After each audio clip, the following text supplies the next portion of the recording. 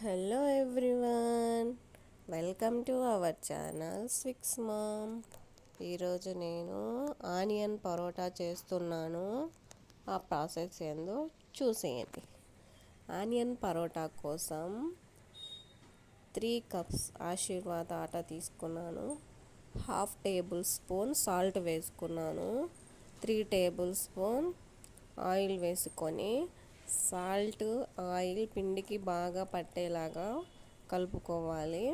తర్వాత కొద్దిగా వాటర్ వేస్తూ పిండిని సాఫ్ట్గా ముద్దలాగా కలుపుకోవాలి. పిండిని ఎంత బాగా కలుపుకుంటే పరోటాలు అంత సాఫ్ట్గా వస్తాయి. పరోటా సాఫ్ట్నెస్ పిండి కలిపే విధానంపైనే ఆధారపడి ఉంటుంది. పిండిని ముద్దలా కలుపుకున్న తర్వాత ఒక హాఫ్ అన్ అవర్ మూత ఉంచి పక్కన పెట్టుకోవాలి.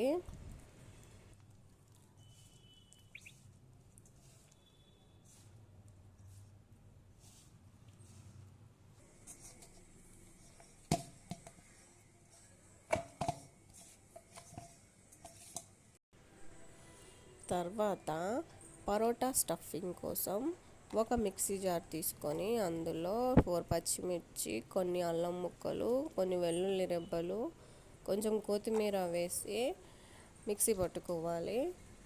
తర్వాత 2 ఆనియన్స్ని చిన్న చిన్న ముక్కలుగా కట్ చేసుకొని అందులోనే మిక్సీ పట్టుకున్న ఈ మిశ్రమాన్ని వేసి 1 టేబుల్ స్పూన్ కారం, హాఫ్ టేబుల్ స్పూన్ పసుపు, half table spoon salt, 3 table spoon పుట్నాల పౌడర్ వేసి హాఫ్ టేబుల్ స్పూన్ వాము కూడా వేసి ఫైన్గా కలుపుకోవాలి.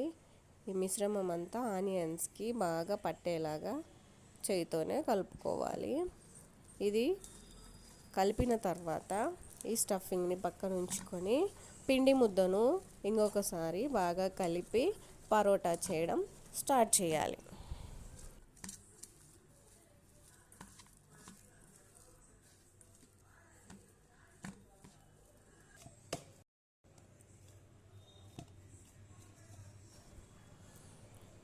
పిండి ముద్దను ఇంకొకసారి కలిపి మనం పార్టీషన్స్గా తీసుకొని తర్వాత ఒక పార్టీషన్తో పరోటాను తయారు చేస్తున్నాను.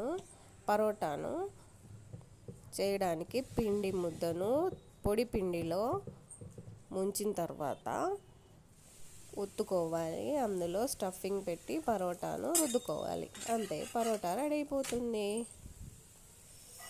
పరోటాను నెయ్యితో కానీ ఆయిల్తో కానీ ఫ్రై చేసుకోవచ్చు. నెయ్యితో కాల్చి పరోటాను తింటే చాలా టేస్టీగా ఉంటుంది. మీరు పరోటాను ఒకసారి ట్రై చేయండి. ఫస్ట్ టైం పరోటా ట్రై చేశాను. నా వీడియో మీకు నచ్చినట్లయితే లైక్ చేయండి, షేర్ చేయండి, సబ్స్క్రైబ్ చేయండి స్విక్స్ మామ్ ఛానల్ని. Thank you for watching. Bye bye. Thank you everyone.